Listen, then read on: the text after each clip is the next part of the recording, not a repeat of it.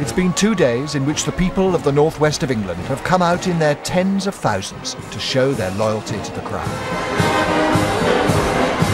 On the current Queen's watch, support for the British monarchy has rarely fallen below 70% across 6 decades. Pollsters describe it as one of the most stable indicators they've ever encountered.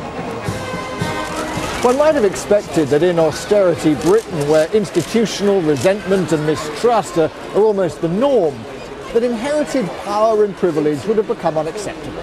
But here in Lancashire this week, the flags and the crowds are out in force. Just as they were when the Queen last came here. It was 1955, and people were also wondering why austerity Britain continued to embrace the royal family. There was a special smile for the engine driver. But the monarchy represented continuity at a time of huge social change. Among the crowds that day was Ray Clark, back on almost the same spot 57 years later.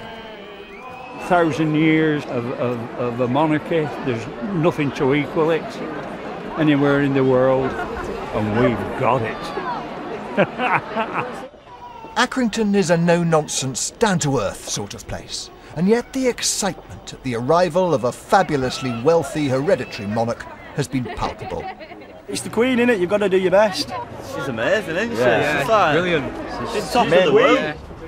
With belts being tightened and as global power moves from west to east, the British increasingly define national greatness by more than wealth and possession. You will not find someone who's so wealthy, so rich, so like in London, in such a posh place, to come to our town, to show a little bit of love to her. It's a big thing for us. So, like... Try not to giggle. The monarchy may not make sense to many, but from generation to generation it is invested with a mystical significance. The British love to celebrate their eccentricity. Not everything has to be logical or rational.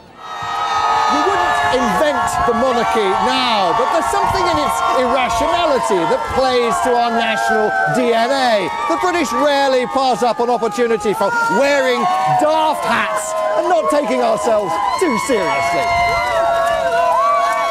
There is a slice of Britain that sees monarchy as an anachronistic survivor of a bygone age, at odds with a modern democracy.